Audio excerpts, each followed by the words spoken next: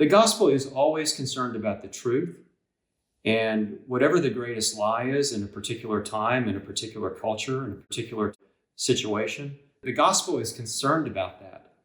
I think that the reason that people don't address it sometimes who are Christian spokesmen and Christian leaders is because the blowback, the penalty, the potential offense is so great that they don't want to go there. And that's understandable, but it's also not commendable.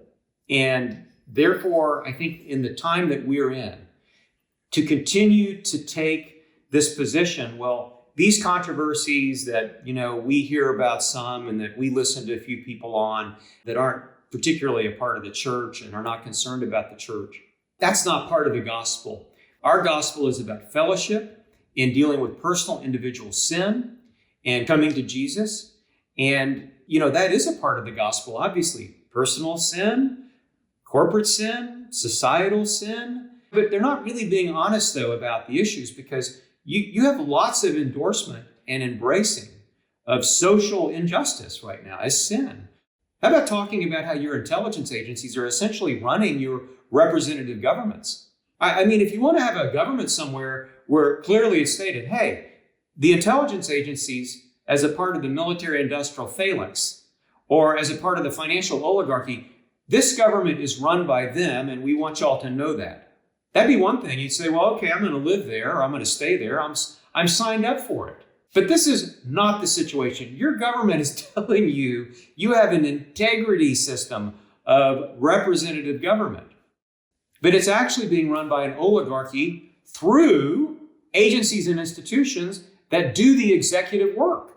That's the state we're in today in early 21st century Western world. The United States and others.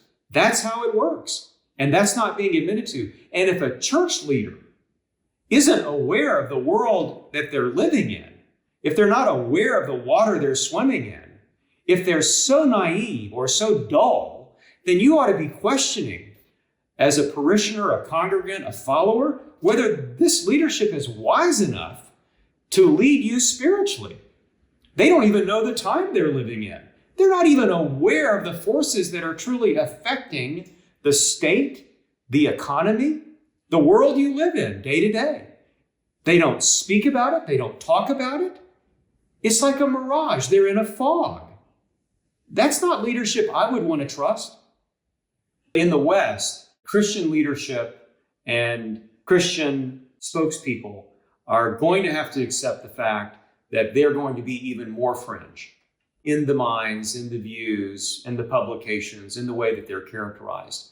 That there's no place at the public table if you're going to be honest about the state of our governments, the state of our intelligence agencies, the state of our legacy media, the state of our corporate kleptocracy. There's no place for you if you're going to speak openly. And that's something that you have to accept.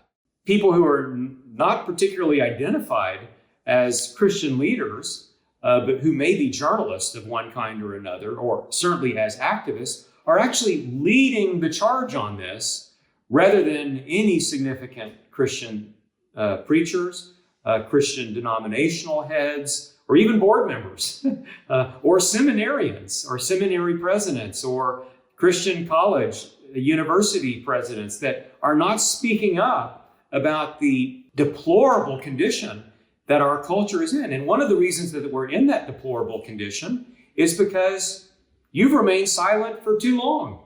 There's been no effective challenge of this grotesque thing that Western culture has become in our day, an unsustainable culture, unsustainable, unsupportable from any standpoint of logic, reason, or even beauty and goodness. It's just not supportable right now. And you need to speak if you're honestly apprising it and you're not worried about being invited to some symposia in Washington, D.C. Or in New York City.